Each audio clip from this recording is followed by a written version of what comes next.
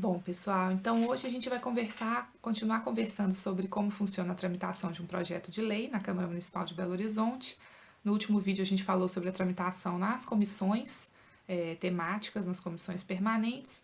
E agora, então, passado por todas as comissões, se esse projeto passou, então, pela Comissão de Legislação e Justiça e pelas outras, até no máximo 3 comissões temáticas que ele pode, né, ser apreciado, ele vai, então, para votação em primeiro turno no plenário.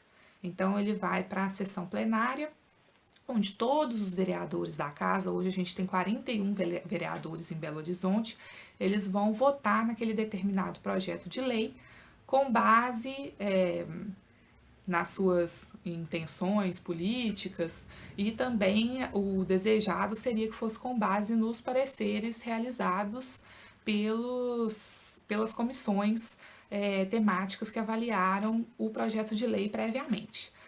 Mas então como que funciona? Primeiro é importante a gente entender a diferença entre primeiro turno e segundo turno, igual eu falei que ele vai para plenário em primeiro turno, porque é onde há avaliação só do projeto de lei. Lembra que eu disse que existem as emendas, que são proposições que os parlamentares podem fazer ao longo do processo para alterar em alguma medida o projeto de lei original.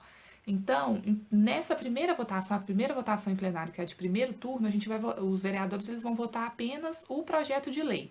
Depois ocorre uma segunda rodada de tramitação, que vai passar pelas comissões novamente, e também para plenário, que vai ser a votação em segundo turno, que aí são das emendas, são dessas proposições adicionais que foram realizadas ao longo do processo para alterar em alguma medida o projeto de lei. Bom, então voltando ao nosso assunto de hoje, que é a votação em plenário em primeiro turno, para abrir a votação em plenário é necessário que a gente tenha o quórum regimental, que é de maioria simples, então como a gente tem 41 vereadores hoje em Belo Horizonte, precisam pelo menos 21 deles estarem presentes para abrir a reunião de plenário.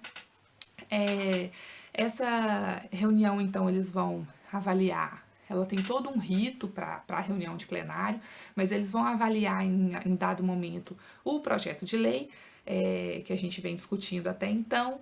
E essa votação, o quórum de votação para aprovação ou para rejeição, ele vai depender da temática desse projeto de lei.